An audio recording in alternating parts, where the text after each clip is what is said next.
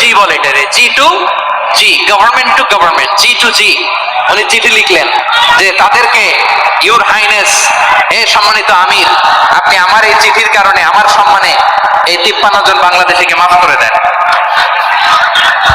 এই চিঠির বদৌলতে বেকসুর খালাস পেয়ে গিয়েছিল আমাদের ভাইরা, জানেন না এই ঘটনা আপনারা? তাহলে গভর্নমেন্ট টু গভর্নমেন্ট চিঠি দেওয়া হয়।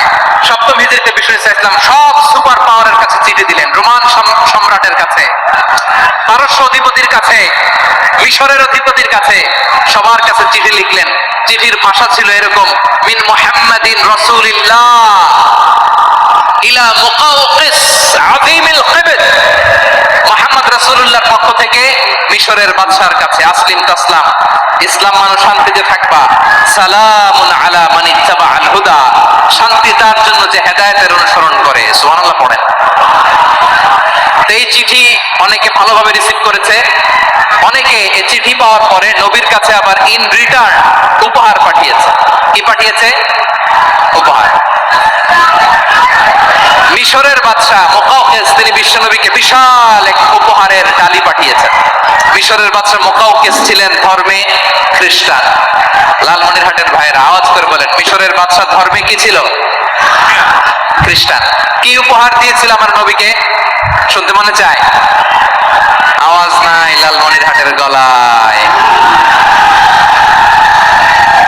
শুনতে মনে যায়? 1000 স্বর্ণ মুদ্রা, 1000 স্বর্ণ মুদ্রা। দুইটা খ্রিস্টান দাসী, একজনের নাম মারিয়া বিনতে শামউন আল কিবতিয়া, আরেকজনের নাম সিরিন বিনতে শামউন আল কিবতিয়া। একজন খ্রিস্টান দাস 20 থান কাপড় জামা বানানোর জন্য, আমরা নবী যেন সেলাই করে জামা বানাতে পারে এজন্য 20 থান কাপড়, 20 থান ফাইন গার্মেন্ট। সুবহানাল্লাহ পড়বেন না? এরপরে একটা গাধা যেটার নাম ছিল রুফাইদ, আর একটা খচ্চর, এটার নাম ছিল দুলদুল। খচ্চর চিনেন? গাধা আর ঘোড়ার ক্রসিং এ যে প্রাণীটা দুনিয়াতে আসে সেটার খচ্চর বলে। তো এই যে সুপার পাওয়ার খ্রিস্টান বাদশার কাছে নবী চিঠি লিখলেন, ওই খ্রিস্টান বাদশা আমার নবীকে উপহার দিল। বিশ্বনবী এই উপহারগুলো সানন্দে গ্রহণ করেছে।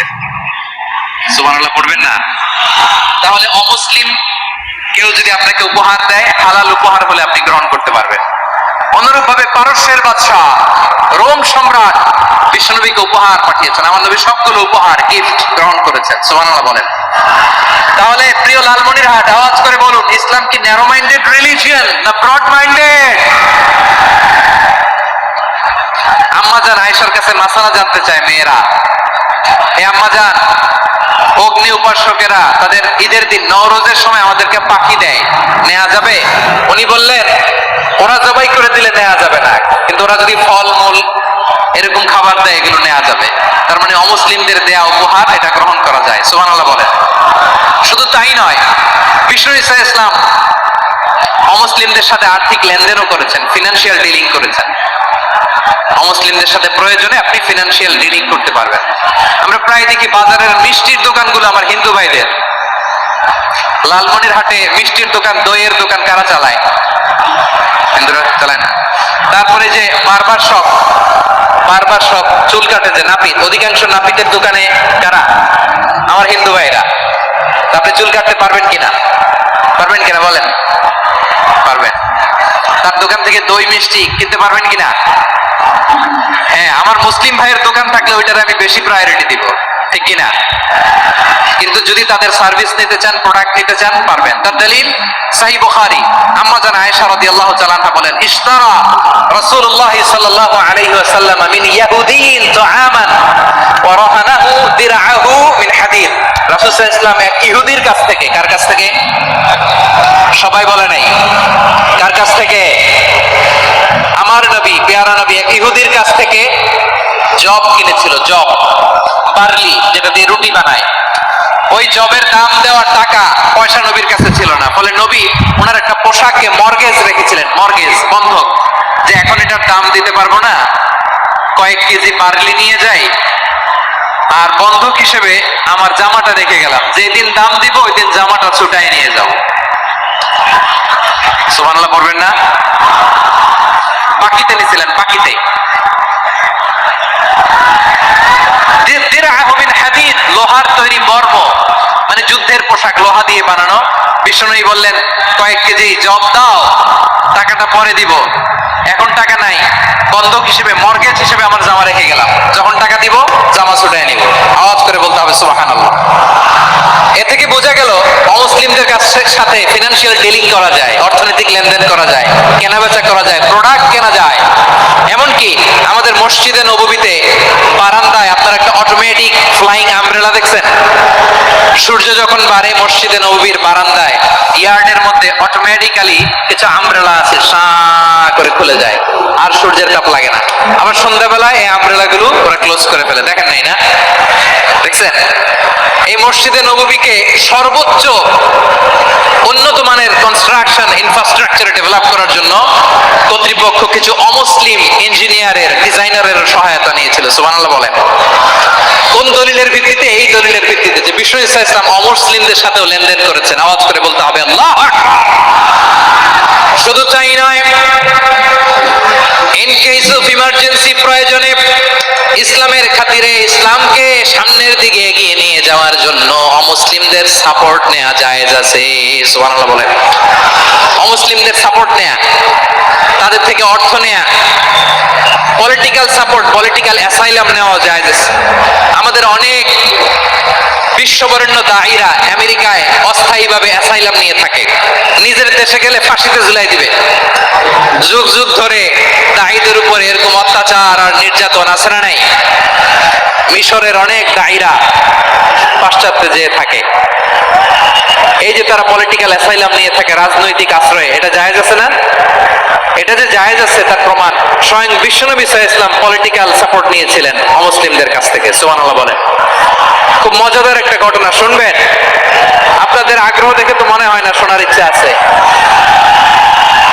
আছে আছে, গলায় জোর আছে। লিল্লাহি তাকবীর, লিল্লাহি তাকবীর, নারায়ে তাকবীর। মাশাআল্লাহ।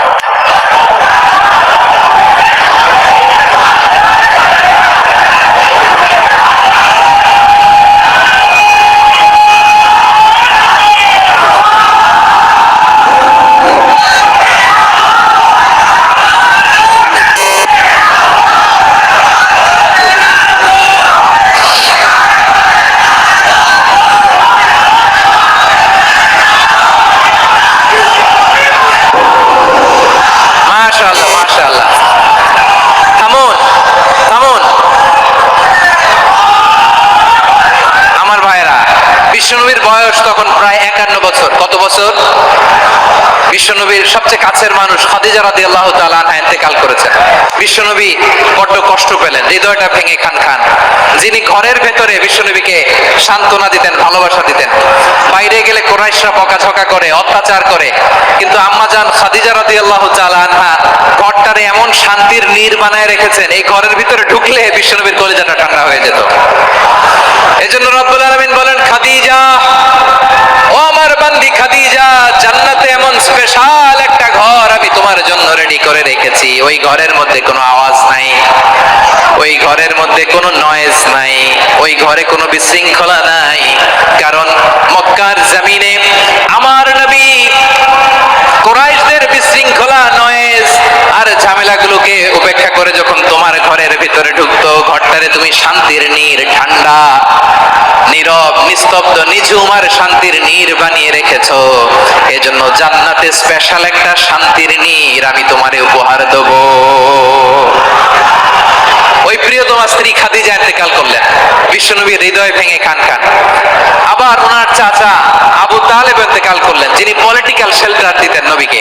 কে দিতেন? আবু তালেবের ভয়ে, বিশ্বনবীর এই চাচার ভয়ে কোন মুশরিক নবীর গায়ে হাত দেওয়ার সাহস পায় নাই। এখন স্ত্রীও নাই, চাচাও নাই, নবীকে আশ্রয় দেওয়ার কেউ নাই, নবীর চারদিকে অন্ধকার। নবী এখন কই যাবেন? আমার পেয়ারা নবী নতুন স্টেশন খুঁজতেছেন, নতুন দাওয়াতি প্ল্যাটফর্ম খুঁজতেছেন। তিনি যায়েদ বিন হারিসা রাদিয়াল্লাহু তাআলা আনহুকে নিয়ে মক্কার পাশের একটা নেইবরিং সিটি তায়েফে চলে গেলেন। কোথায় চলে গেলেন? লালমনিরহাটের ভাইয়ের আওয়াজ করে বলেন, কোথায় গেলেন? তায়েফে চলে গেলেন দিনের দাওয়াত দেওয়ার জন্য। কি দেওয়ার জন্য? নাকি জমি কিনতে গেছিলেন? জমি কিনতে, দুনিয়ার যশ খ্যাতির জন্য, নিজের কোনো লাভের জন্য? তায়েফবাসীদেরকে জাহান্নামের আগুন থেকে বাঁচানোর জন্য আওয়াজ করে বলতে হবে, ঠিক কিনা? বিশ্বনবী বিশাল মরুপথ, পাহাড়ি পথ পাড়ি দিয়ে তায়েফের মরুজমিনে গেলেন কোরআনের দাওয়াত নিয়ে, ইমানের দাওয়াত নিয়ে। কিন্তু তায়েফের লোকেরা বিশ্বনবীর দাওয়াতকে শুধু প্রত্যাখ্যান করেই থামে নাই, তারা বিশ্বনবীর সাথে অত্যন্ত খারাপ আচরণ করেছে, বিশ্বনবীকে শারীরিকভাবে হেনস্থা করেছে।